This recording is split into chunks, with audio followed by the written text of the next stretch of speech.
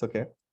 Thanks, folks, for joining today's session on achieving financial freedom and choose your retirement age. We all are working super hard, and at the end of the day, all of us want to retire very early. Obviously, there's a fire movement as well going on. Before we start the session, we want to introduce Nova as well. Nova is an employee wellness platform with a core focus around health insurance. We help organizations improve employee well-being through a variety of wellness programs such as daily fitness, mental health counselings, physical fitness, etc. Today we have Shashank Udupa. Shashank is the founder and CEO of Avalon Labs. After completing his master's from Strathclyde University, UK, he started as an investment banker. He's a TEDx speaker graduate from IIT Bangalore. He has been featured on George Story, Entrepreneur India, CNBC TV 18, Business Insider, Business Standards, and he has a lot of information about finance that I'm personally super excited about today's session. Just quick thing, folks. Our chat during the session would be active. Feel free to post anything, and in the end, we'll also have a Q&A with Shashank, wherein we can ask any question, and if required, we can put you on the spotlight as well. Over to you, Shashank. Awesome. Can you guys hear me clearly?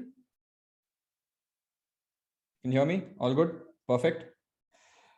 Okay, so first of all, thank you, Nova, and thank you, Small Case, for putting this event up so a lot of you guys can understand a lot about finance. And first of all, I think there's a question I want to ask you guys, right? I think in the last 1 year or in the last 2 years, there's been a lot of FOMO going around where a lot of people are saying that, you should be investing in the markets, you should be investing in this. And looking at all the influences, I blame myself also a little bit for this, but the way it comes out from an outside perspective, if you have no idea in finance, what happens is you think that everything looks attractive, everything is good. Matlab gold, maybe you invest, it'll go up. You invest in stock market, it'll go up. Mutual fund also will go up. But the thing is, a lot of people just invest because everyone's talking about it and everyone's saying it'll go up, right? Similar thing happened with crypto as well. When crypto came out and everyone's like, boss, you have to invest in crypto. And we all know what happened eventually after that, right? So when you talk about finance, usually what happens for someone who has never seen the financial world or is only aware of one or two asset classes, it starts becoming very scary for them to invest, right? Because you want to invest in stocks or maybe mutual funds or index funds, but then you're saying, Shashank, gold is also good, but then gold may be the sovereign gold bond that is coming out as well. So I know it can get very, very, very complicated, right? So today what I'm going to do is I'm going to show you a nice presentation where we'll try to simplify it as much as possible so that you don't have to go through that excess information overload that comes out in the market. Now, investing your money, okay, or financial independence is not very difficult, right? Everyone's done it in the past. Some do it with a plan, obviously they're safer. Some do it without a plan and they just go with the flow, and then it just goes on that way. But it's not good to go with the flow. It's ideally always good to have a plan. So we'll talk about some basic rules. We'll talk about different investing classes, and we'll talk about all of that in today's episode. And if you have any questions, we will take it in the end in the last 15 minutes. But if you have any questions while I'm doing the presentation, my chat box will be open for you guys. So you can put any questions that you have while I'm talking about a particular investment class, and we will take that question and we will talk about it. Okay, cool. I know most of you guys have not switched on video still, but it's okay. I'm going to still start the session without that. Chalo, theek hai. Now, today's thing, what we're going to try and understand is we're going to try to simplify the entire financial journey for an individual, right? Now, I know there are 15 to 10 to 12 to maybe even 20 different asset classes that you might want to invest because everything looks good. And each asset class under them have a lot of things. But before that, let's zoom out completely outside first. And let's try to understand what are you doing here? Why are you here? What do you want to do in the future? Let's understand all of that. Before that, a little bit about me. I think the introduction was already given, but just giving you a quick run through to that. I'm an ex-investment banker. I ran 3 profitable startups. Also was in an entrepreneur magazine as a financial influencer of 2021. I've angel invested in a lot of startups. I'm passionate about teaching finance. And yeah, TEDx speakers is something I think nowadays everyone talks on TEDx, so it's fine. Cool. Now, a question to you guys, financial freedom. Okay, this I want in the chat because I'm going to keep this interactive, because if you guys are not on video, at least come on chat and talk to me, right? Now, why is it important for you guys? Chalo, I want you guys to put in the chat box. This is a question to you guys. Financial freedom, why is it important for you guys? Right? Put in the chat below. Charles is saying peace. Vinaya is saying, I want independence. Okay, that's good. Those are great answers. Anyone else? Why do you want security? Okay. To grow money, that's good. Lets you do more things, gives you flexibility, I'm assuming. Life happens. Retire early. Okay, live the dream. So if I categorize everything, right, from what the questions and what the answers you guys are giving, most of it comes from a point that you just want to have first initial stability, right? You want that initial stability first, where your basics are sorted. And once your basics are sorted, you will eventually go ahead and start enjoying life, right? Is that what I understand from what's happening here? Right? Basically, you just don't want to be dependent on people. So you want basic financial security, and then whatever you make over and above that, you want to enjoy. But then the question comes back to you guys saying that, what is basic financial security, right? What is the basic thing? I'll tell you why. Because everyone has a different number, right? I have a number. You guys might have a number. So if I have to ask you guys in the chat, what is your retirement age? And I'm going to ask this question again in the next few minutes. But first, I'm going to ask you guys, this is a nice exercise. What do you think? At what age do you want to retire? Come on, tell me. What is your number? I'll go first. I'll be like, I want to retire at the age of at least 55, because I know by 60 I'll become very old and maybe a senior citizen. So at least last 5 years I want to enjoy a lot. Okay, a lot of you guys are saying 2 lakhs per month you want to get, 40, 50. Okay, I think 50 is the number most of you guys are saying. Some people are saying 35, very, very ambitious. Okay, for all the guys who said 35, I'm going to show you something which might make you rethink that 35 number. Okay, chalo, 45. Some people are saying never. No, I'm not saying, okay, a lot of people are thinking retirement is equal to I'm not working. No, I'm not talking about I'm not working, right? You can do whatever you want. But retire as in you can just leave everything, relax and sleep. Money will come in your bank account every month. You will have your passive income kicking in. You have secured everything for everyone. So this is more like your financial freedom age. Okay, so 45, 50. Okay, cool. Awesome. Now, what I'm going to show you might scare you guys a little bit. For people who have not seen this before, it might scare you guys a little bit, not too much. For all the people who said 35, okay, this might scare you the most because this might not happen according to your timeline. Now, understand this. When you're in the age of 25 to 30, okay, when this is your age group, 25 to 30, you are growing in your career. You've just got your first job. Now, maybe you've just got promoted to a second job, or you've jumped a job. No problem, right? You don't have any liabilities right now. Usually at this point, the only liability you might have is an education loan, right? That is one thing that you might have if you have gone abroad and taken it. Apart from that, you don't have any serious liabilities right now. And the third thing is you can afford to take some kind of risk. So that is great. This is a good year. 25 to 30 is what people call it the experimentation year. This is when you are figuring out your career path. You are trying to figure out what you like, because you might have been pushed into engineering and you're coming out and doing an IT job, but you might not like it, right? Maybe you like something else. So this is where you explore that. 25 to 30 is where you find your calling. Okay. Then you say, okay, 30 to 40 now. Okay. Either you're married at this point because family pressure will kick in at that point. And at the age of 30 to 40, you might have 1 kid or 2 kids, depending on how your family planning goes. Now, look, I'm being realistic here. Okay. This is something that your parents have also done. My parents have done. This is something that is very basic for everyone. And this is something realistic, right? We're not going to talk about something that is a very happy scenario. We're going to look at the real facts. 30 to 40, you usually will get married. You have one more responsibility coming, right? You might have 2 kids. So you have totally 3 responsibilities now. Whether you are a girl or a boy, you will still have 3 responsibilities. Apart from that, this is the age or time during the end of 30 to 40 is when you would want to plan a house, right? You want to get a house for yourself. Why? Because from the age of 25, you're working.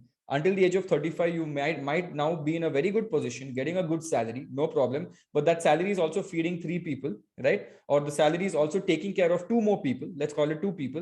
And then you have a home buying plan as well in place. Now, in this particular time, because now you have become a family of 4, you need a car, right? Now you can't take a nano. You need a slightly either a sedan or an SUV. So that comes at this point. So this is the age group of 30 to 40. You understand, just visualize what you are at this point, right? When you talk about 40 to 50, this is what I call the golden earning period. And I'll tell you why this is the best time, because iske baad jo aayega, wo problem ho jayega, right? 40 to 50 is a time where you're making a lot of money. You're already sitting at a very high position. Your kids would have grown up to a teenage point at this point. You're repaying your home loan at a very easy rate if you're taking a home loan at that point. Your saving is happening right now, but this is the time when people go for a lot of international trips, start blowing away a lot of money, start enjoying life, YOLO, live life once, whatever that is. And all this starts happening. But this is also the time where you start saving up for your next phase of life. And what is that next phase of life? You have 10 years to do this, right? You have to save for the child's education, and the child's marriage and building your retirement corpus, right? Because you need, as you said, a lot of people said 35, some people said 40, some people said 45. Let me tell you one thing, right? If you're going to retire at the age of 40, 45, then you will not be earning money anymore, right? So that's the beauty of life, right? You are earning money until the age of 60 as a salaried employee, but after 60, if you live till 75, you're only spending money for the next 15 years. And if you live till 80, you're spending money for the next 20 years. So what you need to do at that point, you need to have multiple income streams that support you at that point, right? After your retirement year. Now, when do you build that? Now, 25 to 60 is your time to build. 35 years, you have to build all of this at a given stretch of time. I know it's difficult. I know it might be difficult to look at it. You might not see it at this point, but you need to start planning for all of this. This is your financial independence, right? Now, 50 to 60 is your high expense period. A lot of people are getting scared now, right? This is where if you have two children, okay, dono ka shadi. Now, yes, you might say that, we'll just get them married in the court. Great. We'll do a small function. Awesome. But, if your kid comes and says, I want a destination wedding, you're finished, right? I've seen a lot of people take up a personal loan at a very high interest rate just to do this, number one. Or I have seen people liquidating assets. They would have bought a house when they were early. They sell the house and they get the girl married or the guy married, right? That also happens. Now, if you have two kids, great, right? Now, what if they get into Stanford or Harvard? What if they get into a college in UK? What if they get into IIM, right? Whatever it is. There's a massive education expense that's coming where you will start taking an education loan, right? Now you might say that let the kid do the education loan. Why should I take it? But I know parents, they will not like that. They always want to help the child. So you can't dip into your retirement fund for this. You can't be like, I've saved so much. My PPF, my EPF has saved so much. I can't dip into this. Why? Because that is something that you and your wife will need at the end of your wife and your husband will need at the end of life, right? Now, all this is done. Say you have finished your kid's marriage, education be done. Chalo. This is when you can think of retiring or achieving your financial independence. Now, this you can do even at the age of 40 or 50, provided you save that amount today. And I'm not even catching any uncertainty that can happen in these many years. Now, you think life is going to be only this very peaceful upward journey? Never, right? You will have periods of unemployment. You will have periods of family emergency. You will have periods of a lot of issues that might come in, right? So for all the people who feel that, I need to save maybe 30 lakhs or 50 lakhs or 60 lakhs, there is no number, right? The thing is, you need to try and figure out what is the maximum expense that you can take adjusted to inflation now at the end of 30 to 40 years. Now, once you're finished, right, at the age of 60, you're like, all my responsibilities as a person is done, right? Now you have a bigger tension, right? Imagine I've only saved up, let's say, 36 lakhs. Okay. 36 lakhs. If I'm spending 1 lakh a month for me and my wife, right? I'm spending 1 lakh a month. Then how many months can I actually survive for? Now, I don't have salary, right? I might go and do some consultancy work at that point, but I don't have salary. So now you need to figure out if I live till 75, my monthly expense, I would want at least adjusted to inflation, 2 lakhs, right? At that point. So I need to make something that gives me 2 lakhs every single month, or I need to make that kind of money that I can withdraw 2 lakhs every month till the age of 75. Or else what will happen again? You will liquidate assets, right? You will have to go irritate your kids and say, you know what, I'm going to come stay with you. All that will happen, right? I know it's the right, but it's not good, right? So all of these small issues come in. Okay. Now, coming back to my question, what is your retirement age, guys? Is your number still 35, 40, 45? Okay, because you need to get all of these things sorted, whatever I've told you. Apart from this, get an emergency fund as well and keep all of it ready. Got it? So then 55 to 60 is a very good number for people who can plan this very well. If you don't plan this, you are in a big problem. Unless you get suddenly 10 crores in your bank account from somewhere, great. But if you don't plan it, then it is going to become a slightly big issue for you. So today, what we will do for every stage of life, let's see how to plan it, right? Now, I have another question to you. What do you think is financial freedom? Is it money? Is financial freedom just money? I have this question. Or do you think money is important, but there are other things to life? Right? Some of them are saying, okay, Rocky is saying no, money and time, money and peace. Passive income greater than monthly expense. That's very correct. Very, very correct. Passive income should be greater than monthly expense. Okay. Time. But if you spend all the time making money, then what? That is the question, right? Okay, let's go back to this. Now, let's plan your investments on a time to time basis. Now, 25 to 30, as I said, this is your growing age where you're making a lot of money. At this point, you should start investing in different type of, look at your risk profile. Your risk profile is now aggressive. Ideally, at this point, you should start doing SIP based investing. You can start directly investing in stocks. You can do index fund investing. You can do basket investing like small case. How many of you all have heard of small case? You can do small case investing, right? So they have like this, they have AWI small case, which is the all weather investing small case. So you can start investing in baskets and small case if you don't want to think too much about it, right? And I think most of us have heard about small case. If not, we will understand it more in detail. Okay. Then you have gold, right? Now you can invest in gold as well at this age. The main focus at the age of 25 to 30 should be growing my money, which a lot of you guys are currently. So good job. You're in this point where you're saying, I want to grow my money. Great. You will not always have this logic. I'll tell you why, right? Now, okay, there's approximately 50% on the poll that I've said I have not heard of small case. I will come to that in the next slide. I'll show you how the small case looks and what the small case do, right? Next, if you talk about 30 to 40, right? You have to continue your SIP investing. Why? Because investing is 100% important and necessary. But now your risk profile changes. After you get married and you have 2 kids, your risk profile is no longer aggressive. You will not invest in a lot of crypto investments. You will not find that next new dog that is coming up that Elon Musk is going to tweet. Why? Because you have people to feed right now, right? Or else that dog is not going to feed you. So now your risk profile goes into a very balanced mode, and you can continue all those investing asset classes that I spoke about: direct investing, basket investing, gold, insurance. Now you take in insurance. Now your insurance part kicks in, right? Why does your insurance kick in now? Because at the age of 25 to 30, you don't need you don't technically need an insurance, right? Because your parents are fine. You don't actually need it. But as soon as you get married, you have someone dependent on you, get an insurance. And we saw this when it happened with COVID, right? In COVID, I don't know how many of you all have heard stories, but I heard stories where literally families, the parents died and they didn't have the insurance, which created a massive issue for their kids, right? All these small things start affecting if you don't have good planning. So if you have responsibilities, I would say take a small amount. It's very cheap that you can take it. Number 2, again, here what you're saying is I'm doing capital growth. Now, the third thing, 40 to 50, you're doing home loan repayment, right? So your investment amount should be higher and higher. Your risk profile is still balanced. Now you're trying to preserve this wealth because now you cannot take market volatility. If market goes down by 1,000 points tomorrow, you will cry. Why will you cry? Because you would have invested, you would have saved up at this point some 40, 50, 60, 70 lakhs, right? And you have saved it month on month, year on year from the last 20 years. And tomorrow, if the market goes down by 20% or 10%, you will feel that dard, right? That 2-3 lakhs suddenly going down. You'll be like, itna mehnat karke kamaya tha, it all went down. So these small things start affecting. So your focus will shift to preserving wealth, right? 50 to 60 is when you're building that retirement corpus. And we'll talk about all of this, right? So I'm going to make it very simple.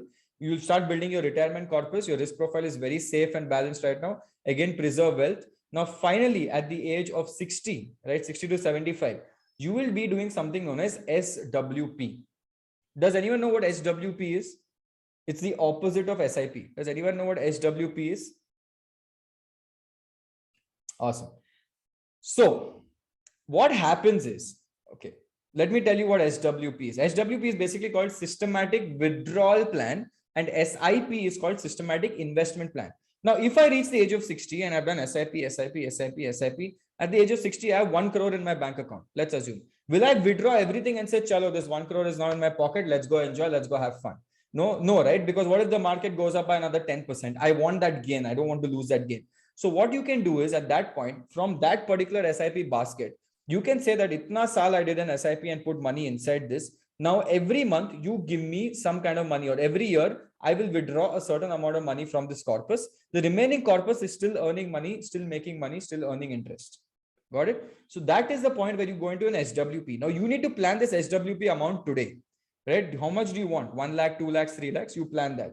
Okay. Because you don't want to sit and liquidate your assets. And if you take an insurance at this point, your premium is going to be in lakhs, right? Because your risk profile is now very high for a insurance person. Cool. Awesome. 1 sec. Now coming to the stock market. Okay.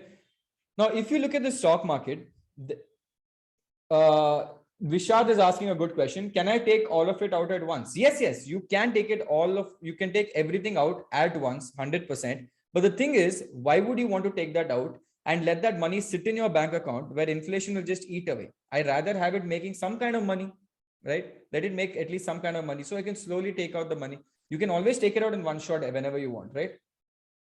Maybe I want to day trade in old age. Yes, yes.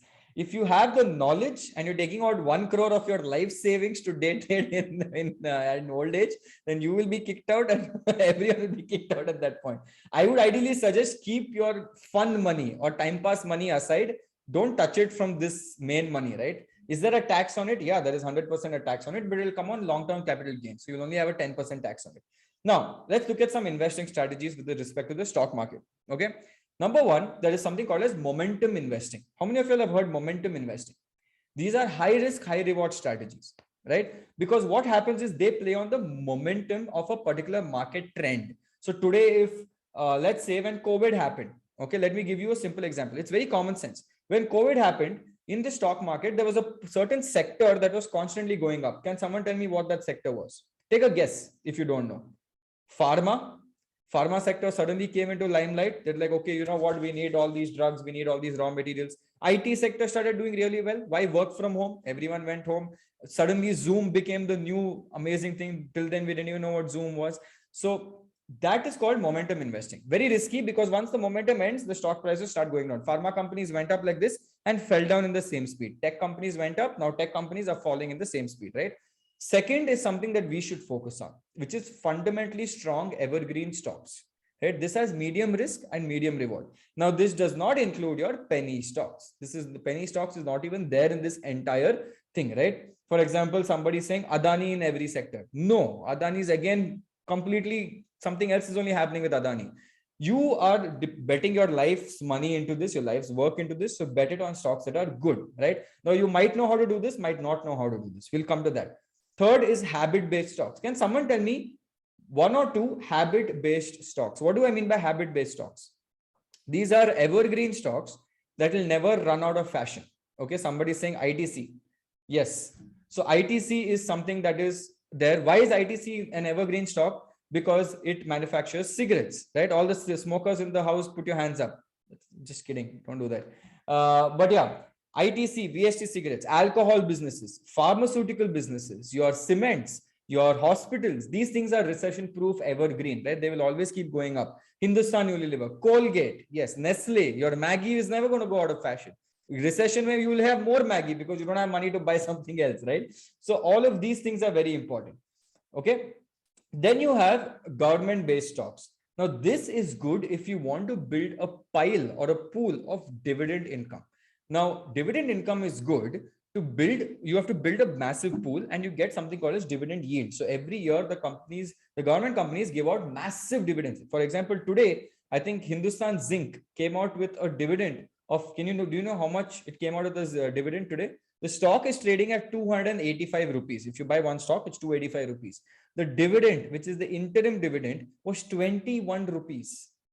21 rupees, right? So each stock that you hold, yes, you still have to pay tax on it, but it's 21 rupees, which is a very high dividend amount, right? So government stocks want the money back into their pocket. They are the biggest shareholders of the company. So that is a good strategy as well. But this is not capital wealth gain hoga nahi. This is not growing your wealth. This is keeping your wealth here. This is for monthly income. So when is this used for? When is dividend income good? Dividend income is good if you build a massive pile at the age of 60. Now you start an SIP right now. By the age of 60, you have 10 stocks, which are high dividend paying stocks. And because of the bonus and you've taken the dividend, put it back, invested. At the age of 60, you have to just wait for when is Hindustan Zinc giving me the next dividend? Okay, when is the other company giving me a dividend? I'm just going to relax and I'm going to take my bank money, right? I'm going to take money in my bank. So that is something that you can do. Cool. Next, how you should ideally allocate. Let me tell you this, right? How you should ideally allocate if you're growing your money a lot. Most of your money should go into fundamentally good stocks, right? If you don't know how to find fundamentally good stocks, now I put 50% here below because 40 to 50% should be fundamentally strong stocks. Evergreen stocks will also do really well. And your dividend investing stocks will also do really well. Dividend investing is only for your retirement planning, not for now. Evergreen is again low volatility stocks so that when recession happens, you're still fine. But fundamentally strong stocks is something that you need to focus on at the early half of your career. Now, when we spoke about basket investing, right? So small case basically is a website which has ready-made baskets or ready-made, let's say if I had to create a list of stocks and give it to you today, right? I have to go make an SIP amount basket and I will share it with you. So small case usually has ready-made baskets. So some of the good ones, for example, if you look at theme-based investing, right? So small case has a theme like, for example, electric mobility, which is the EV sector. Now, EV sector is a theme that will do well in the future, right? Inevitable. Whatever happens, EV is coming to India, whether you like it or not. So that is a good thing, right? So they have different types of theme-based investing where you talk about all of it is managed by their capital firm, which is called Windmill Capital, right? So there are some which are free, there are some which are paid. This is the free ones: electric mobility, Horizon. Brand value, I think, is paid, right? But we'll come to all of that later as well. Now, if you talk about SIP investing, you can do a very good SIP into this and continue to do this every month. Number one. Number two, if you look at passive funds, index funds, right? The good ones are UTI mutual fund or UTI index fund. There is HDFC index fund. Again, you don't have to think too much. You can also do an SIP into, say, the top 100 stocks, right? Because this is very low volatility, very stable, very similar to your index funds, right?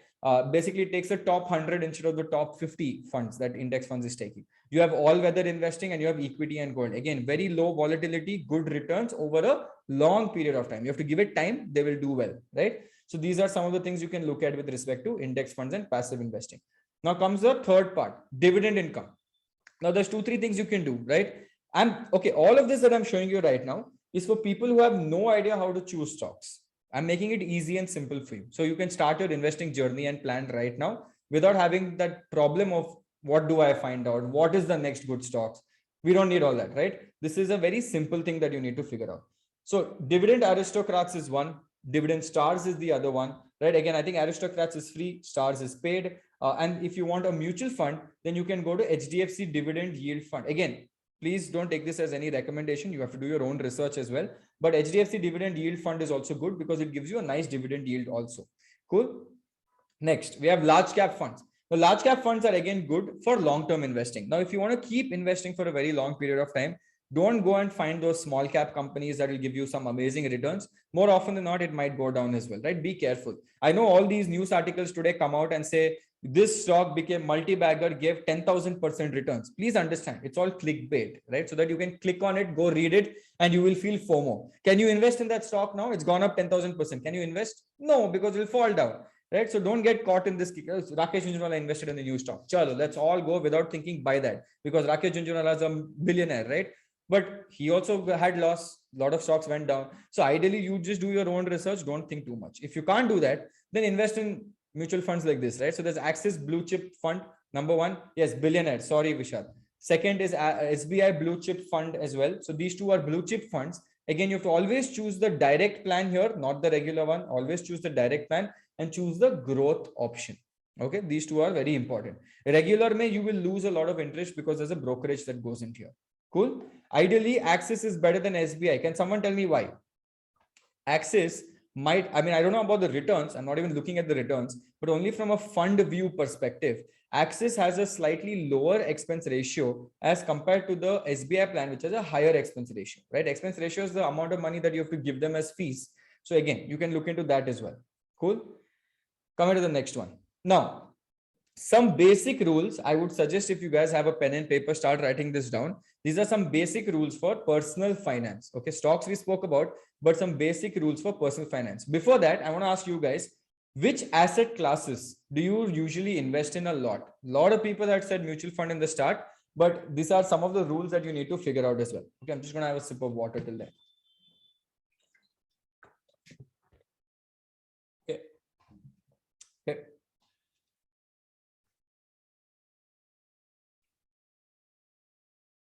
Okay, till then I'll answer Monty's question. Monty is saying, can you explain what is regular fund and direct fund, right?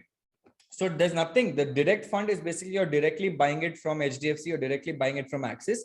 Regular means there is a broker in between who takes a small commission from you. So ideally just take direct because you can directly go buy it from directly buy it from the main fund house itself, right? So another very good question by Tumul, which says, instead of blue chip fund, can we opt for an index fund because the expense ratio is low? Yes, you can opt for an index fund because it is going to replicate your stock market index. Stock market index of India, which is Sensex and Nifty, is a replication of our India's economy. So if you're saying that the India's economy is going to go up, then the stock market is going to go up. Then you can take index funds as well. Blind, like you can just start investing peacefully without having to think too much. Cool. Now, another question by Samak Patra is saying, where do I invest my excess funds? I don't want to keep it in savings account. Never keep it in your savings account, number one, because the interest that you get from your bank is useless. It is very, very, very low. And inflation today is at 7-8% in US. So it's at 9%.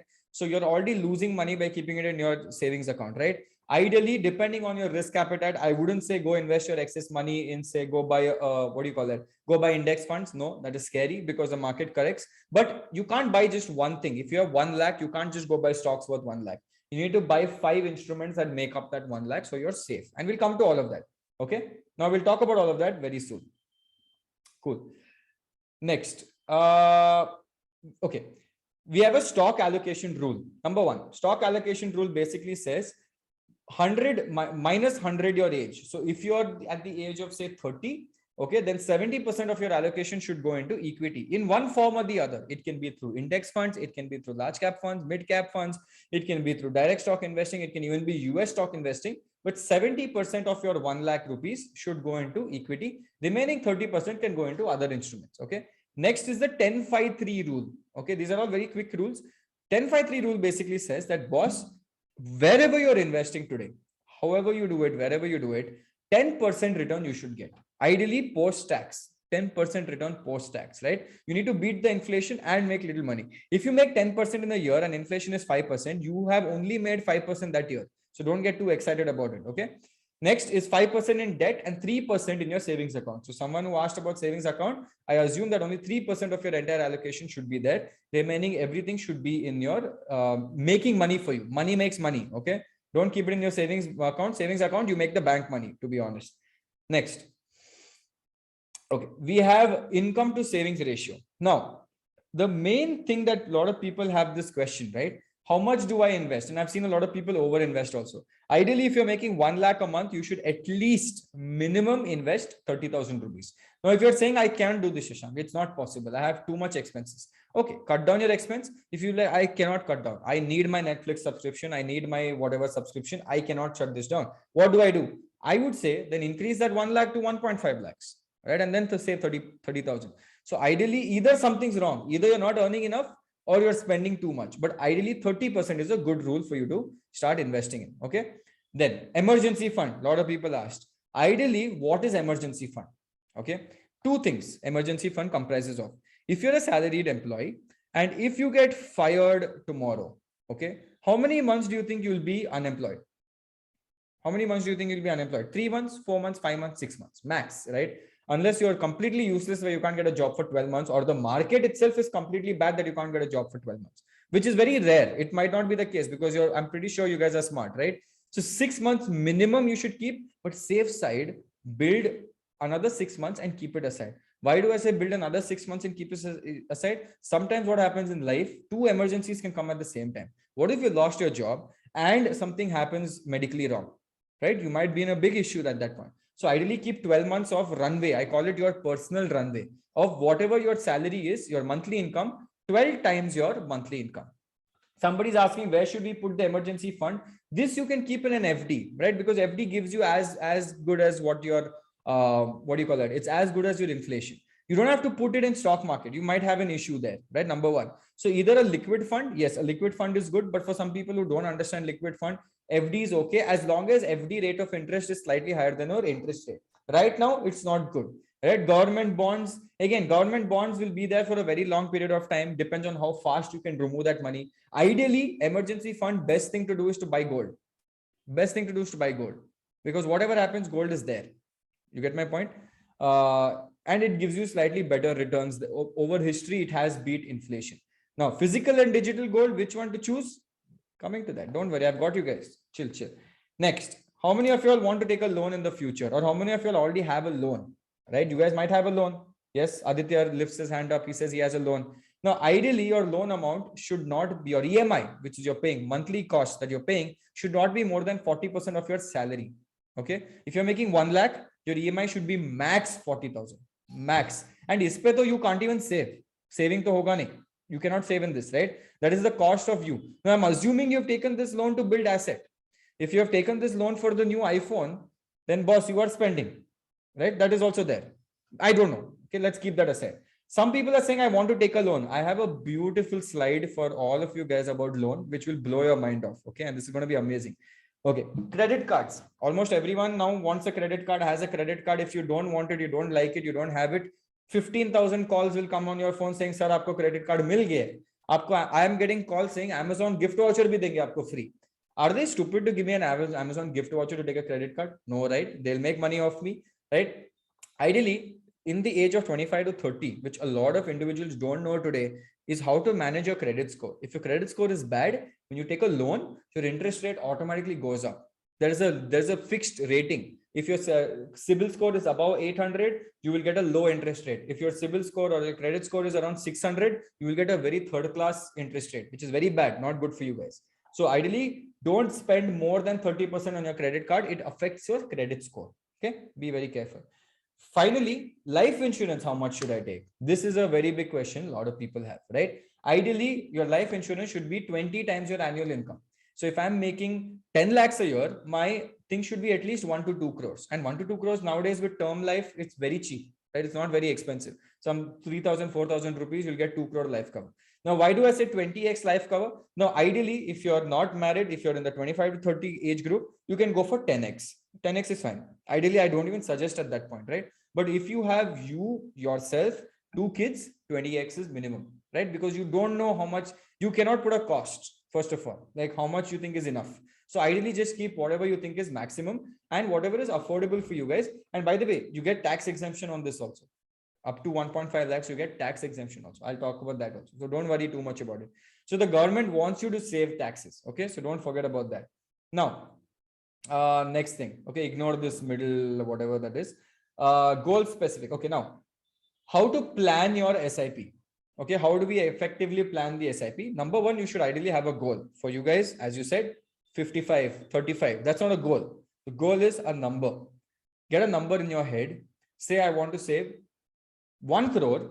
Okay. I want to save 1 crore in the next 20 years. Let's assume that is your goal. Now start doing reverse calculation, reverse math, and start investing in that, right? Start thinking about that as well.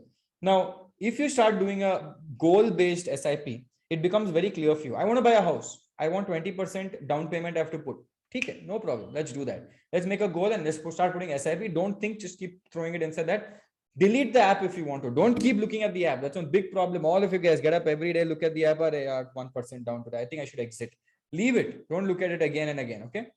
Second thing, don't get swayed by market movements. As I said, don't keep looking at the app. Keep it aside. Keep it in your pocket. Do not open it. Mute the notifications if you want to. Every month, your money should just keep growing. Suddenly, you get up one day, open that account and be like, wow, I didn't know I had so much money. It's grown so much. And third thing, plan your exit also. Ideally, don't take everything out. Ideally, do an SWP, which is your systematic withdrawal plan. And once you start getting close to your goal, like say, for example, you want 20% for a down payment of a house, don't remove everything one shot. Slowly remove as and when you need.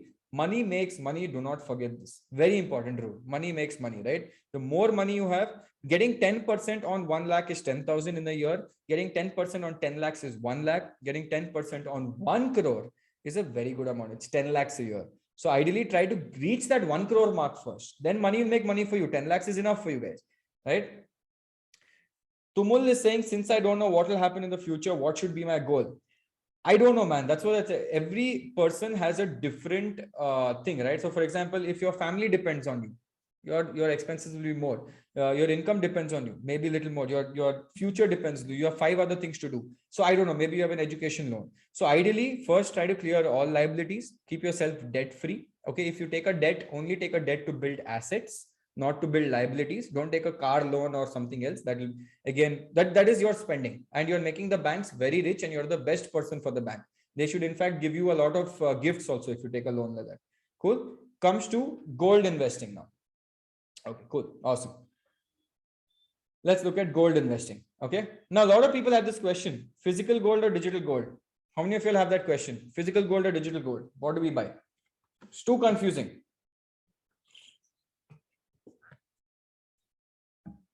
Yeah. Physical, digital, SGB, digital has locking, digital. Okay. Okay, let me tell you guys something. Okay. Someone's saying both. Why not? Fine. Now, earlier, buying gold was not possible online. You had to go to a physical store, go to your jewelry shops. When you go buy a gold, I don't know how many of you have actually bought gold in real life, but when you go buy a gold, they have something called as making charges. To make that gold into a gold coin, you have to pay money.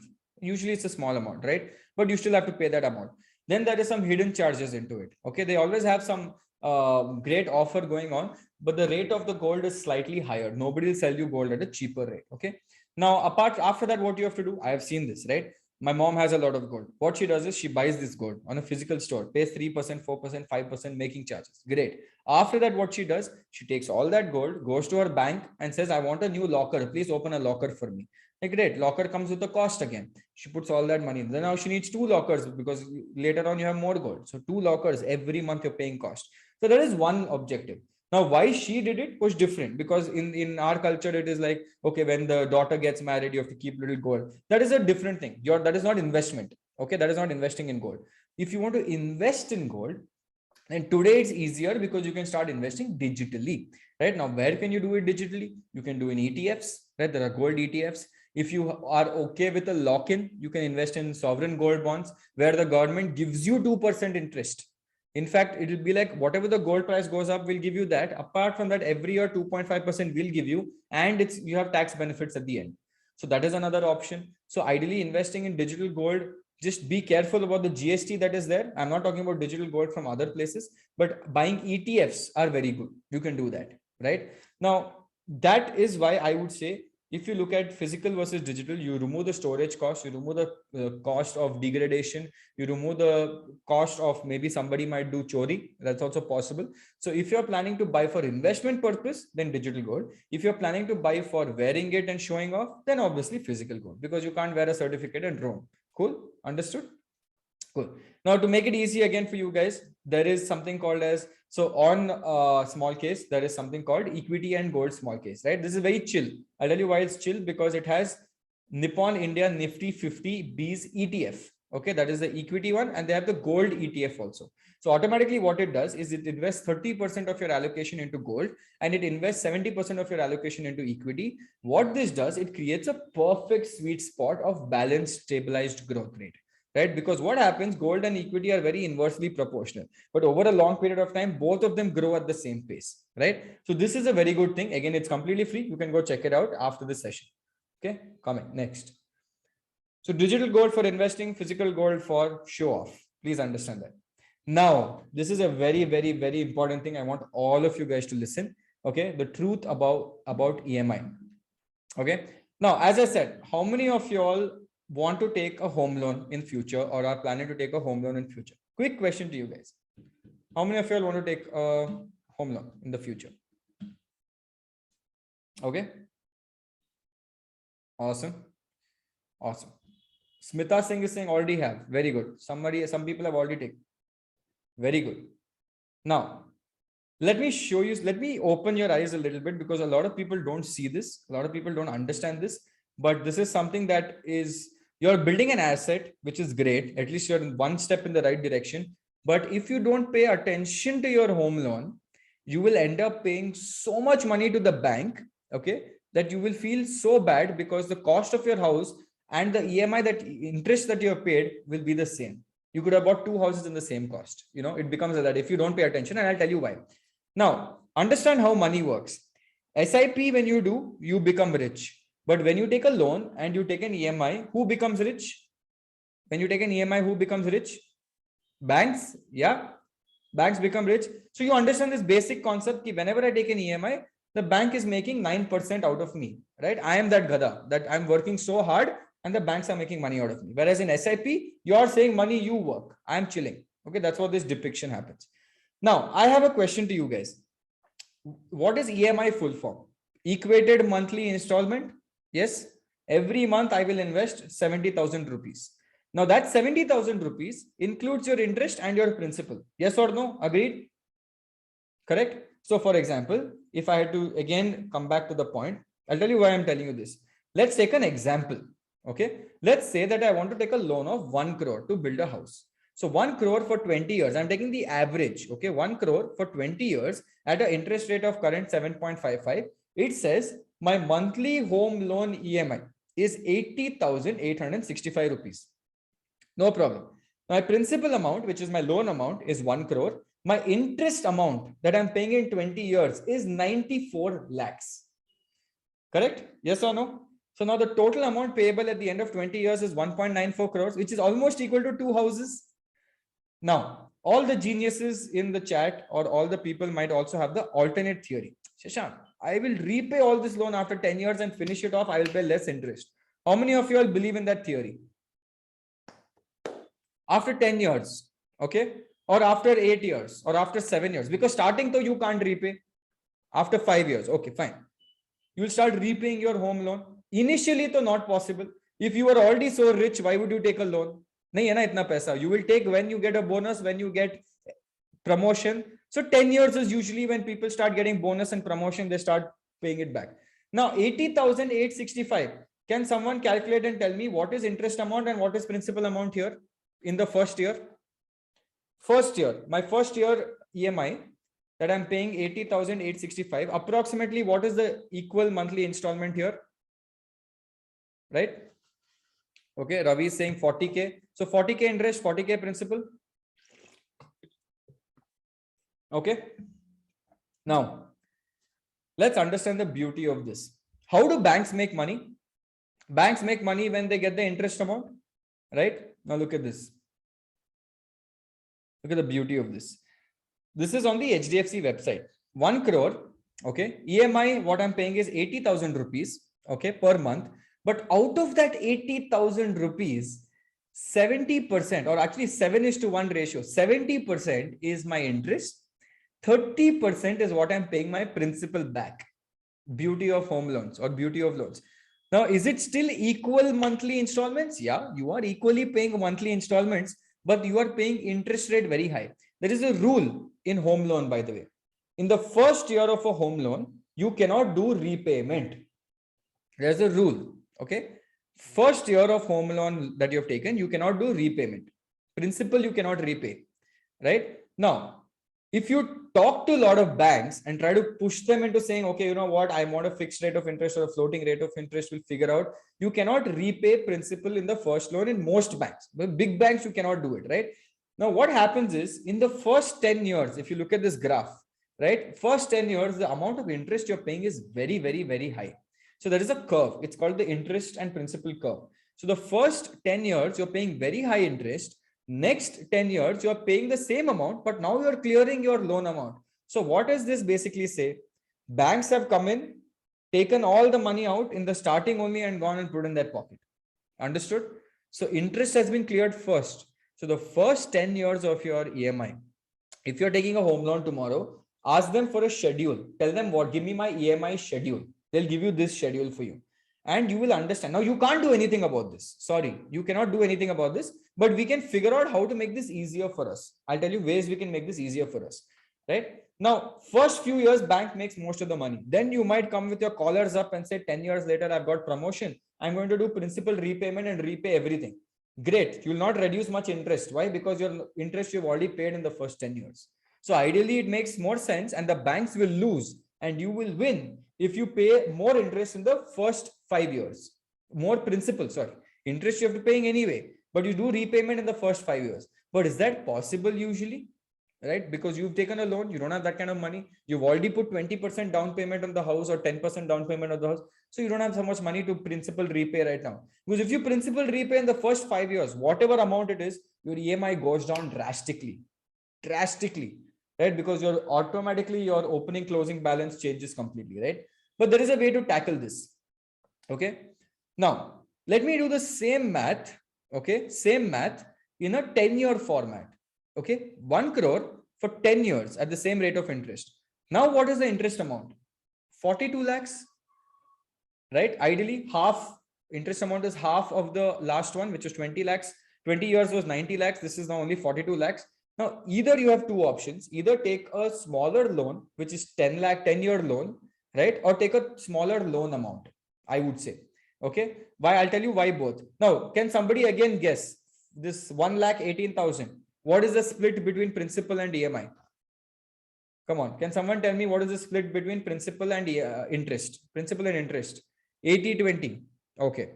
6:2. Okay. What else? Come on. One more guess. 1,18,000 is divided as how? 60-40. Let's try. Ravi is saying 60-40. Let's try. Next slide. It's almost 1:1. Now, in proportion, it's still high, right? Because you're still paying 7 lakhs out of that 42 lakhs that was there as interest, 42 lakhs of interest that was there. You're still paying 7 lakhs on year one, which is still a very big chunk of it. But I'm also paying 7 lakhs of my principal in year one, right? And the difference between the EMI was how much? 38,000 rupees. Okay, the difference was 38,000 rupees, which helped me save 40 lakh rupees on an annualized basis. Okay, this is number one. In proportion, you're still losing. Banks will not lose, right? They have to win. But at least now I have the option to reap next year onwards. I'm not in this guilt that I'm paying so much principal interest, because next year onwards, I'm repaying my principal only. Right now, how do we tackle this? This is a question you guys might have, right? Shashank, how do we tackle this? Right? We can tackle this in a few ways. Let's assume the same scenario. 1 crore ka house. Okay. You've taken 20 years instead of 10 years. Fine. First year to gaya. I can't do anything. You can't do anything. Banks win first year. But instead of you take 1 crore house, 1 crore loan. That means you paid 20% down payment. I would say have another 20 to 30 lakhs liquid in your bank account somewhere. You get my point? 10-20 lakh, 10-20 lakhs extra, even 20 lakhs extra, keep it aside and then take this loan of 1 crore. Then you'll be like, Shashank, no, why? I'll just take 80 lakhs loan. No, don't do that. Keep that 20 lakhs for yourself, because cash in hand is better than cash gone away from your hand. That cash is basically a better thing for you, right? So what I'm saying is keep that 20 lakhs aside. I'm doing this. I have a home loan. I'll tell you what I'm doing right now, right? Now, my home loan, again, very similar scenario. I've taken a 10-year home loan, right? Very similar. The total cost of the house was 1.4 crores. I have paid the remaining amount. 1 crore, 1.08 is my EMI. What do you call that? 1.08 is my loan amount. So approximately the EMI, what you see is same. But I also have a lot of savings saved up after giving down payment. Like assume 20 to 30 lakhs is aside. Now, what I'm doing with that 20-30 lakhs, I can take that and throw it. But you're telling me first year I can't do anything. So in that first year, I've taken that 20-30 lakhs and I'm making it grow. Making it grow at what rate of interest? Ideally more than the loan amount. 7.55 se zyada mila, so I will put it outside in the market. So maybe something that gives me 9% or 10% or 12%. Now the market is bad, sadly, right? But what if I just keep that 20 lakhs invested for 5 years? What will happen? I'll keep that 20 lakhs invested for 5 years, which compounds eventually at a CAGR of 12 to 15, 20%. They'll do well. Worst case, I still have that 20 lakhs, right? Whatever profits I get from that money, I will start throwing it back into the loan. Number one. If I get a bonus tomorrow, I will throw it back into that loan amount. This 20 lakhs that I have is still here. I'm not giving that back, right? I'm just making whatever interest I get from this, I'm throwing back as excess capital, right? If I get a bonus, if I get a promotion, great. I will increase my EMI amount, and every time I have to pay 1 lakh, I will pay 1.5 lakh every month. I will do principal reinvestment. Why? Because I want that principal in the first 5 years to go down and not go down after 10 years. That is my goal, right? So that is what I want to do. The other alternative is, if you are saying that, Shashank, my salary is 3 lakhs, right? Then I would say, instead of taking a EMI of 2 lakhs, I would say take an EMI of 1 lakh. Right? And after 1 year, start paying 1.5 lakhs, 1.5 lakhs, 1.5 lakhs every month as EMI. Just see what will happen, how much your interest component will go down. Because a lot of people, I'll tell you what they've done. They just pay this EMI off every month, 1 lakh, and they're like, ah, theek hai, ja raha hai, debit ho raha hai, khatam ho raha hai, bank account se. By the end of it, I'm realizing that this 1.4 crore house, I have paid with interest 2.8 crores. Now, if I have to make a return on my investment, tomorrow you'll be like, real estate investment is great. Awesome. I want to sell the house up to 100%. I am in no loss, no profit. And money is not in my hand also.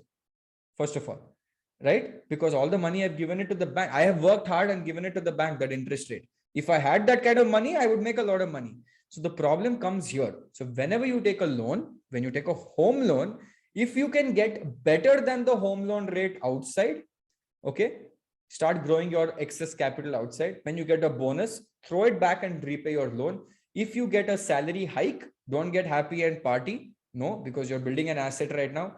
Where if you get a salary hike, start putting more money every month. You do principal. Just assume your EMI went up, right? Now, when you start doing that, I'll tell you what happens. Every month you're putting in 1.5 lakhs. If your EMI was 1 lakh, that 1 lakh goes down. Why? Because your principal is going down. So 1 lakh will become 90,000, 80,000, 70,000. But what are you doing? You're still paying 1.5 lakhs, 1.5 lakhs, 1.5 lakhs. At the speed at which you will clear that loan, you will have maybe paid out of 90 lakhs, you would have maybe paid 30 lakhs, but that's fine. That's fine. Is it a good idea to increase your EMI? Smita Singh is asking. Again, what is the proportion is what I will ask. EMI increase or decrease does not matter in this case. If you increase your EMI but 80% is interest, what's the point, Smita? I would rather pay principal higher, right? Now, banks have another scheme. I'll tell you this beautiful scheme. So when I bought the house, SBI came up to me and said, sir, if you want, we will do a new scheme for you until the house is ready. Okay, until the house is ready, which is under construction, 2 years lagega. We won't charge, you don't have to pay principal, only pay interest for 2 years. So your EMI amount is half now. So for a normal person who doesn't understand finance, that is very attractive. Instead of paying 1 lakh EMI, I have to pay only 30,000. I'll pay 30,000. You're paying 30,000 interest, not principal, zero principal. Banks are minting money in your name, right? Big problem. Now, when you buy a house, and ideally in the early start of your career, do not buy a house so that you can go sit and stay there. Ideally buy a house which you can rent, get income bearing properties, right? Because if I get 40, 50K from one house or two houses, even if I get 40,000 rent, even though the rental yields are low, fine, that rental yield will help you clear this EMI out. Then take another asset, buy another asset, again, take that other 40,000 totally. Now you have 80,000 coming in. Now your EMI is still 1 lakh, but you have 80,000 coming in. Think about it from that perspective. But the third house is literally free, right? 3 houses are giving you 1.2 lakhs and you're putting that back into your EMI and your salary is now safe. So start thinking how money makes money and start making an asset flywheel. It's easier said than done because a lot of things happen up and down. But when you're looking at home loans or when you're looking at any kind of loans, please be aware of the schedule. Look at what you're paying. If you're paying too much interest, be very careful. If you're paying your principal, then it's already too late right now. Right? So ideally in the first 5 years is when you have to make your moves, because after that, whatever you do, you might think you're great. You've still paid 96 lakhs or 97 lakhs of interest. And banks are like, you are my prized customer, right? I love you. So that is how it is. Now, a quick poll for you guys. Financial knowledge. How do you consume financial knowledge? Where does it come? Newspaper, social media, finance advisors, influencers like me, or books? It's so sad to see lowest is books. Lowest is books. And best part is influencers like us read books and give it back to you. So look at the parity that is there. Okay, one more question by Himanshi. What if I take a joint loan with a partner? Is it possible with the same rate of interest? Joint loan is possible. So I'll tell you why people take joint loan, right? People take joint loan to reduce the rate of interest, number one. And the second thing is also it gives you double tax benefits. And I'll talk about taxes right now. Okay. Yes. So Anand Sharma has a very good alternative question, right? He says new EMI is now 50% more than the previous one. Previous one was 80,000 a month. The new EMI is 1,18,000 a month, right? So if that is the case, Anand Sharma, and if you cannot afford the 50% hike, then two reasons, right? One, you're not ready to buy that house right now, or you can buy that house at 80K, but be prepared to pay a very high interest amount for the rest of your life. So you have to choose. Either you wait another 2 years, build some excess capital so you can take a lower rate of interest, lower loan amount, rather in a lower term, instead of 20, take 10, or end up paying for the next 20 years or 15 years, but your interest component will automatically be higher. So either you lose now or you lose later. Like you can choose, that is what I would say, Anand. So ideally, I would say if you think that it's expensive, I would say this is not a good time for you to buy a house. Wait, build that free float of 20 lakhs or 30 lakhs. Okay. Okay, awesome. Chalo, let's come to taxes now. This is very interesting. This is the last part of our segment. I hope you guys are not bored. I hope I'm not boring you guys. Trying to give as much value as possible, which is real life value, not some kitabi knowledge or not something that you can see in news articles. These type of things people will not give you guys very easily, right? These are real hard life hitting truths. Your parents will know this for sure. Okay, coming to the next point. Taxes. Now, taxes again is very confusing. Very, very, very confusing. I'll tell you why it's very confusing, right? Because there are so many different types of taxes that you get fully confused. But let's understand only 2-3 taxes today. Okay. Not bored, but tension ho gayi. Yes. So tension to obviously hoga, right? Because it is not easy, but you know, you can plan everything. Pura plan karo, no problem. Now, ATC, one thing you know, learn. ATC ke baad ATD, one more thing you learn. And you have section, one more thing is that ATG, you should know these 3 things. I'll tell you why. And section 24. 4 things you know. I'll tell you why. This is important for you guys. Okay. ATC, in ATC, there are different places where you can invest money. Okay. Now the government is saying, understand the logic of ATC. The government is coming and saying, ki boss, Shashank, go invest 1.5 lakhs. We will consider it as a tax benefit or a tax rebate. We will not take that money from you. That is your money. Now, what is happening? India becomes a saving nation. We save more money. Now, where can I put this 1.5 lakhs? Under ATC, there are 10 different avenues. I won't go into each of them, but you can invest in, say, ELSS funds, right? Equity linked. If you want equity linked, you can do that. Up to 1.5 lakhs. Even your LIC premium that you pay, LIC premium, or not LIC, whatever, your life insurance premium that you pay comes into ATC. Your public provident fund, okay, EPF, PPF comes into ATC.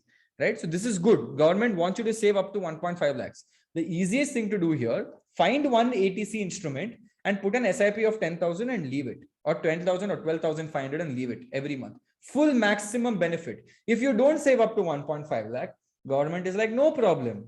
You saved only 1 lakh, 50,000 ka tax you pay. So you had the option to get a benefit. You didn't take it. And all this compounds. Okay. Just be aware of the lock-in period. Next comes your home loans ke hisab se, right?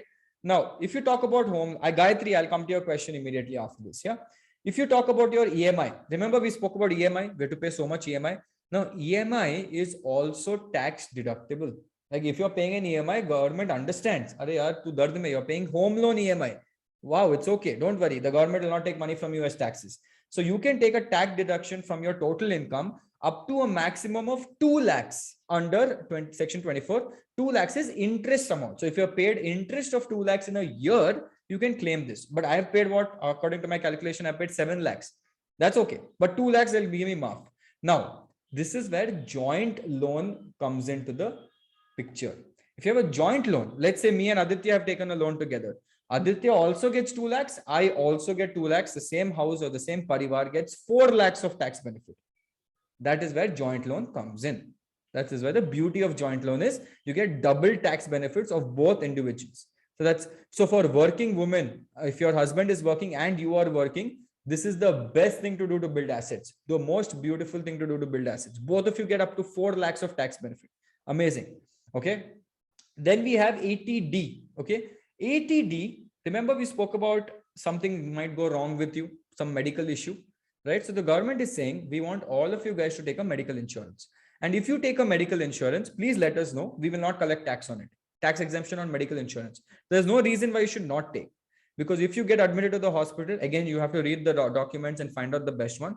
But medical insurance says up to 25,000 rupees, we will give you medical insurance tax rebate, right? Now you can also take this for your parents, not just for yourself. You can take this for your parents as well. Cool. Now, finally coming to ATG.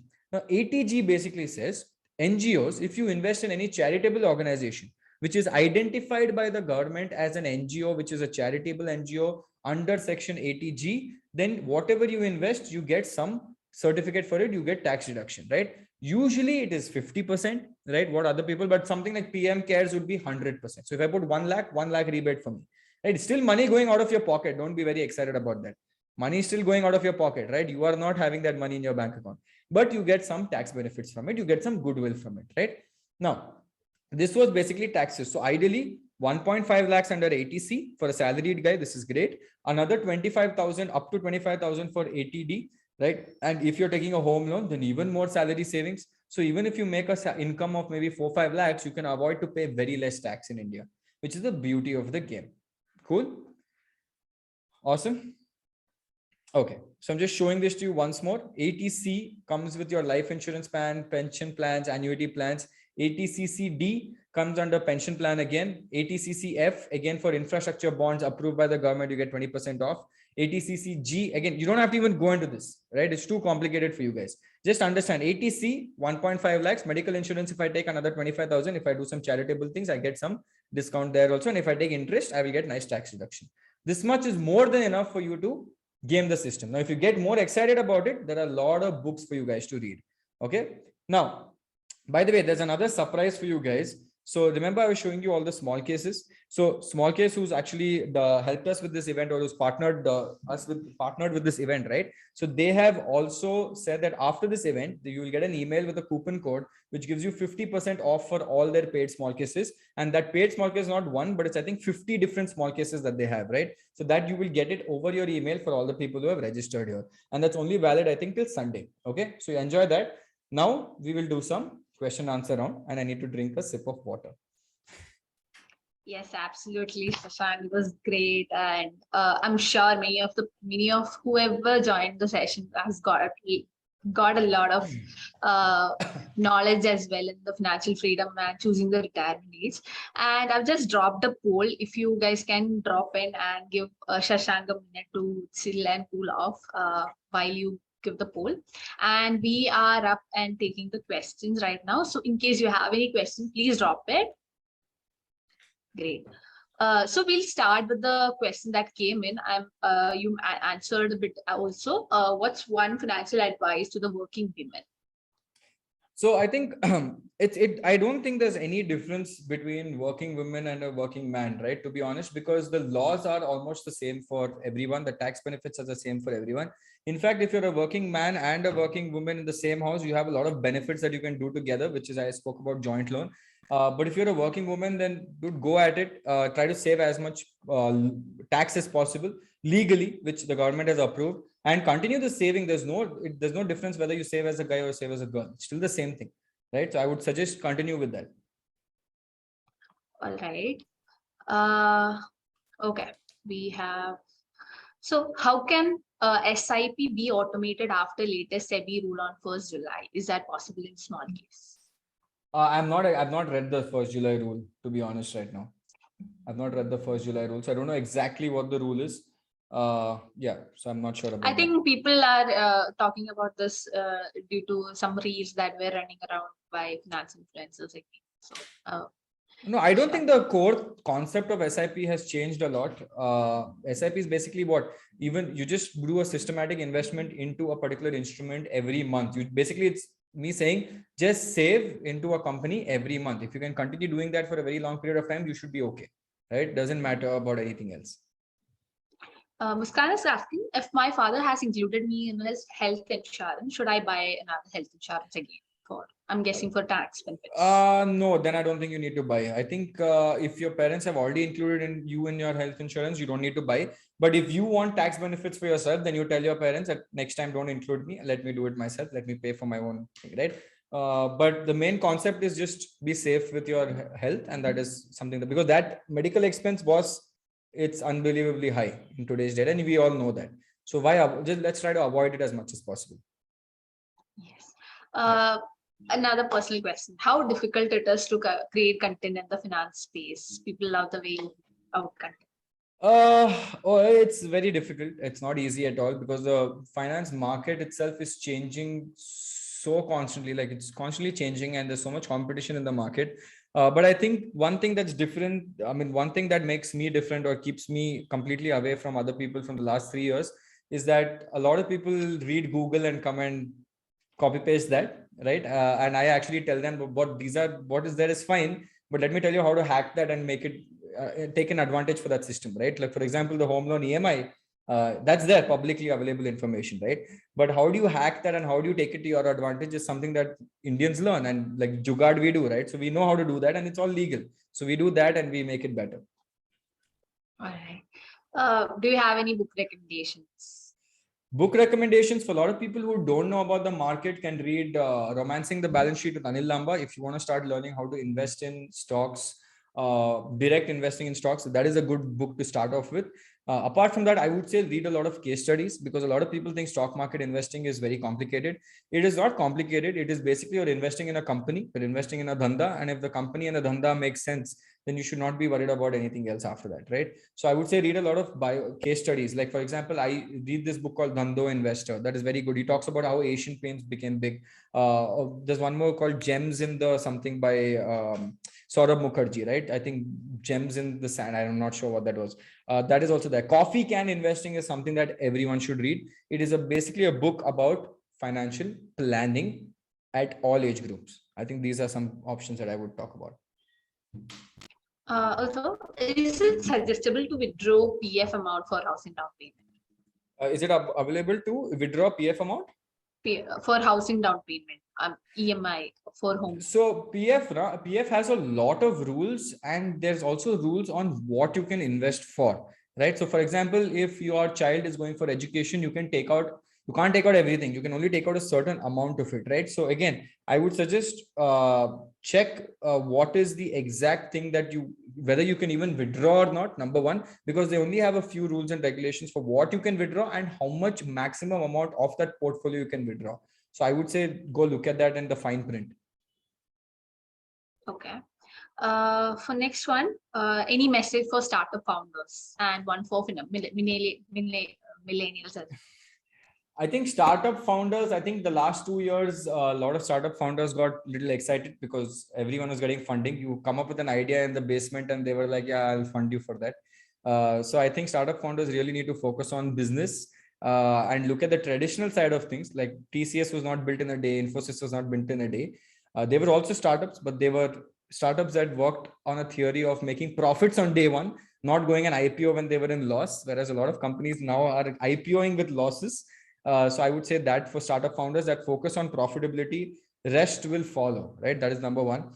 For millennials and Gen Z, I think, boss, start educating yourself right now with the right means. I also keep telling people that this is the golden time for investing because the market has corrected the most. So someone who wants to invest today or starting their investing journey right now, this is the perfect time because you're going to get bottom out prices for everything. And the next 5 years, once the next fifth bull, whatever the bull run comes in the next 5 years, you'll be minting money at that point, right? Now everything's corrected. So if you have invested 2 years ago, then yeah, you're in a red portfolio. But if you're starting right now, best time to SIP and average because the stock market is not going to move too much right now.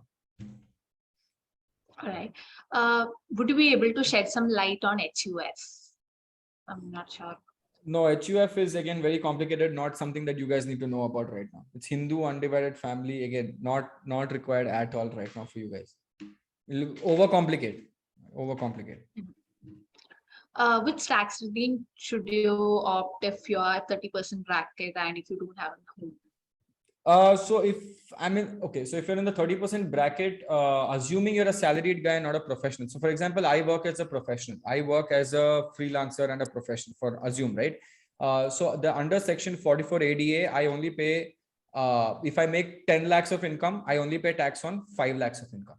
Right. So that is one section 44 ADA basically says if you're a professional making under 50 lakhs a year, the government will be like 50% expenses we will cut. You only pay tax on 25%. That is number one.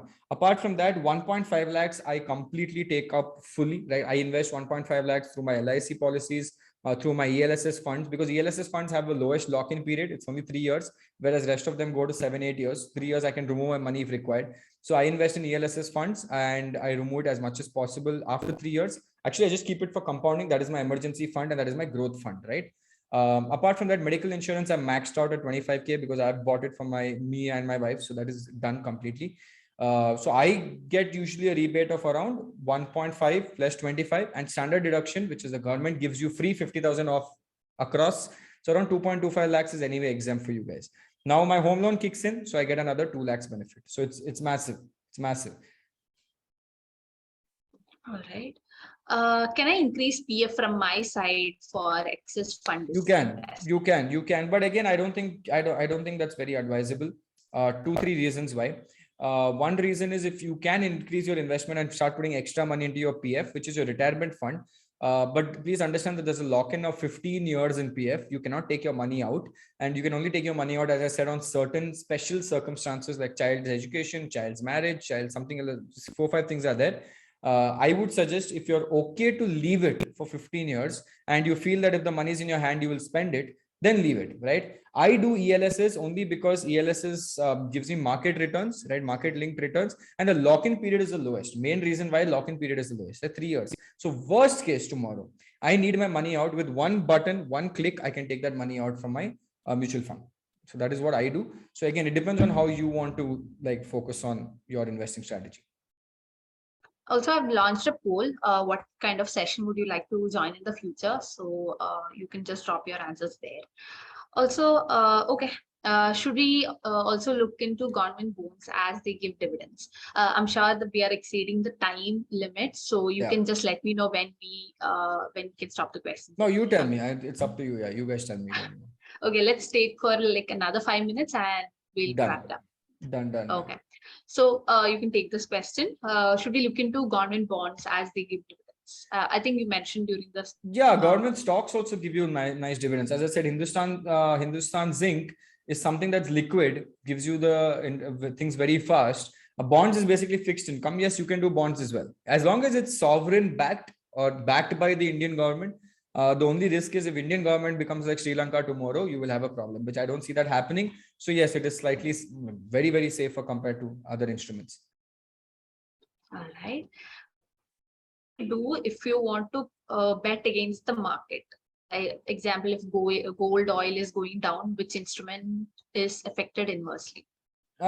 See, that's the thing. No, again, that's momentum investing, right? So today gold is going up, today oil is going down, etc., etc. Also, you should. So before you do all of that, before you even think of momentum investing, you need to first think of why is this happening and how is this affecting the world economy, right?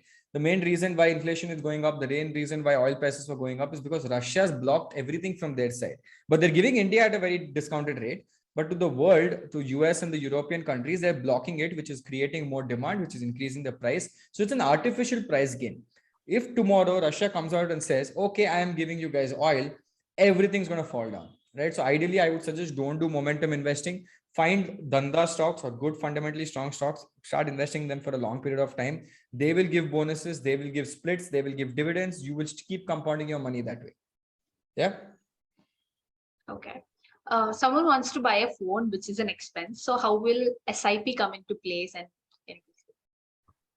you can do a goal-based SIP. I would suggest do a goal-based. Okay, let's assume you're buying a phone of say 50,000 rupees, right? So that means you backtrack and say you can't do a 1-year SIP, because if you do 1-year SIP, by then the new 14, 15, 16 version will come out of some phone.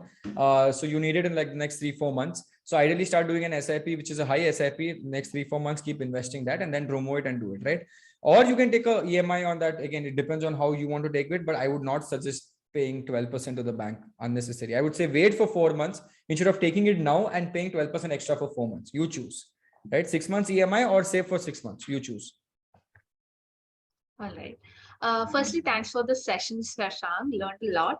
As you are aware, it's recession season. So, what are your plans to escape it? And should we wait for more time so that the market dips again, or start investing from now? So I have started diversifying. So till the last year, my allocation into equity was around 70-80%. Now I have removed some allocation from equity. I still keep it. It's not like I don't keep it. But I put a lot of allocation. Now I've got real estate diversification. I'm doing fixed debt investing, which is your bonds. So I invest in that. I've increased my allocation into gold right now for the next few years, which is okay. And my stock investing has come down to approximately 40 to 50% in the stock market. Crypto has gone to zero right now. I'm going to wait. It's not like I'm not a believer of it, but I think the timing is not right now. So I'm going to wait for it to bottom out.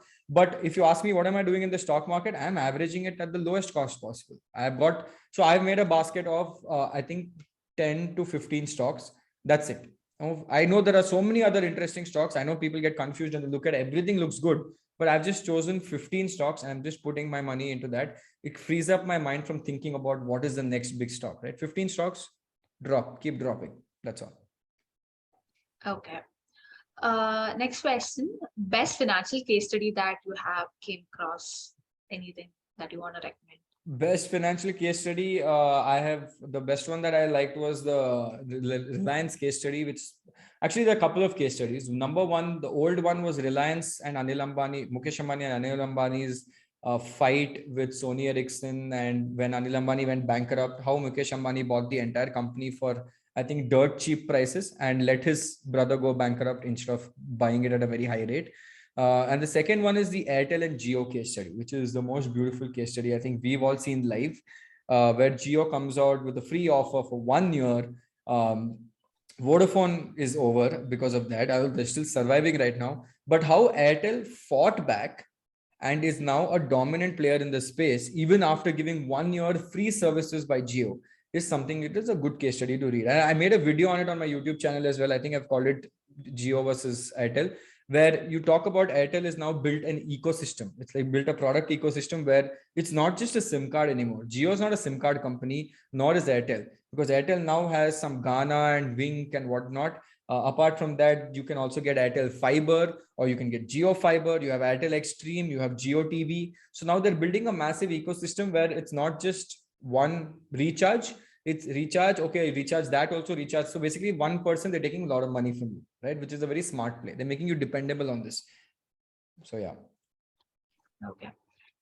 Top 3 things millennials and Gen Zs are financially literate about. I think the top 3 things that people are struggling right now is, one is tax filing, because I think tax filing is people don't understand tax filing at all, and I don't blame them. So the first book I ever read about finance was How to Pay Zero Taxes. Sadly, the book was not based out of India. It was based out of US. So I read ultimate crap shit for one full thing. But I would say first understand how taxes work really well. Take that time out. There's barely anything. It's only like 5-6 sections. Go through all that sections, because if you don't understand the tax law in our country, it is very difficult for you to actually make money, right? Number one. And if you're a salaried person, then you're already playing at a slightly disadvantageous game, right? Because I can make the same amount of money that you're making, but you're paying TDS, which is tax deducted at source, and I'm paying tax after expenses, right? So there's a lot of difference in that. Understand tax. Second thing, I think a lot of young millennials don't know about credit score. They think it's time pass. They don't know how to manage it. And it doesn't affect you then. It affects you when you're planning to take a loan in the future, right? So that is a big issue. And finally, I would say for the third thing is that if you're planning to invest, it takes time. Don't expect that I will invest 10 lakhs today, I will become millionaire tomorrow. Never works that way. It's a long process. And then we also look at that. We get very excited. And then we look at Warren Buffett and be like, wow, he's invested for so long. So both sides you guys like. I would say just stay invested for a very long period of time. Don't get too excited with quick gains or quick returns. Yeah. Okay. We'll take last 2 questions. Yeah. If I invest in stocks and never sell it, there is no tax, right? Sorry, I didn't get it. If I invest in stocks and never sell it, just keeping it hold for a long time. Yeah, you time. don't pay nothing. You pay tax on the dividend that you get. So whatever dividend amount that you get is tax deductible according to your tax slab right now. But on the stocks, as long as you don't sell, you don't pay anything. In fact, if you keep it for a very long period of time, the dividend will pay off your monthly kharcha, right? Which is what is currently happening with Warren Buffett's company, right? Coca-Cola's dividends, there's around $40 million for him, right? Because he's been investing from the age of whatever, 11, 12, 13, 19, whatever that is, right? But I would say just start investing for a long period of time. You don't even have to sell it after the point. They'll pay you so much. Yeah. Okay. There's another question. What is the thing that you recommend for an absolute beginner who's starting out in their early stage career and starting out investing? SIP index funds. That's it. SIP index funds. If you're looking at the stock market, if you're looking at gold, then small case AWI and equity and gold. AW is all weather investing, and equity and gold. Again, don't have to think. You can start your investing journey. Put in an SIP format. Don't stop the SIP. That's it. You don't need to do anything else. You'll get good enough returns. Don't get greedy for what could have been by that, because the risk goes high. Just do this equity and gold, AWI. You can look at this and start exploring more options, right? There are lot of balanced portfolios that do really well on that as well. Okay. I think we can wrap the session. Thank you so much, Shashank, because this was a long session and we got a lot of things, and everybody would appreciate, would say the same. And thank you everyone for joining the session. We have an upcoming session on dealing with anxiety around recession and inflation, which I think would complement today's session as well. So I have dropped a link to join the session in the chat. And thank you so much for joining. We'll see you for more sessions and upcoming session. And also you will be getting your email in some time after the session where you can get to know more about the coupon that Shashank was speaking about. Thank you guys. Loved chatting with you for 1.5 hours. Enjoyed it. Thank you. Bye.